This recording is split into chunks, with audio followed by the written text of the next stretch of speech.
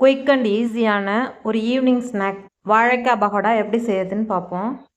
2 medium size வாழைக்காயை தோல் சீவி பெரிய கண் உள்ள கேரட் துருவி எடுத்துக்கோங்க.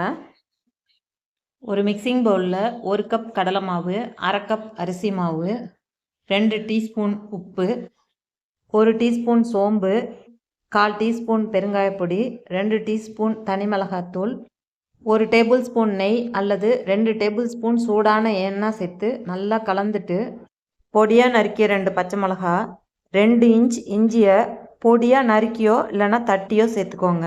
நசுக்குன 5 பல் பூண்டு, பொடியாக நறுக்குன கருவேப்பிலை, கொத்தமல்லி தழை, ஒரு பெரிய வெங்காயத்தை இது மாதிரி நீல வாக்கில் அரிஞ்சு சேர்த்துக்கோங்க.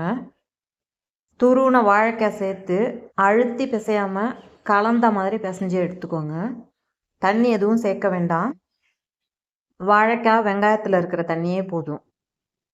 மாவை நல்லா திக்காக பிசைஞ்சிக்கோங்க. அப்போ தான் பகோடா நல்லா கிறிஸ்பாக வரும். தண்ணியாக இருந்ததுன்னா கொஞ்சமாக கடல மாவும் அரிசி மாவும் சேர்த்து கலந்துக்கோங்க.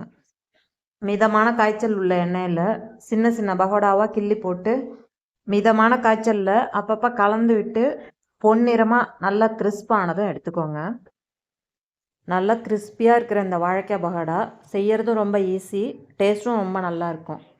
இந்த மாவில் 1/2 டீஸ்பூன் கரம் மசாலா பொடி சேர்த்து செஞ்சிங்கனாலும் நல்லாயிருக்கும்.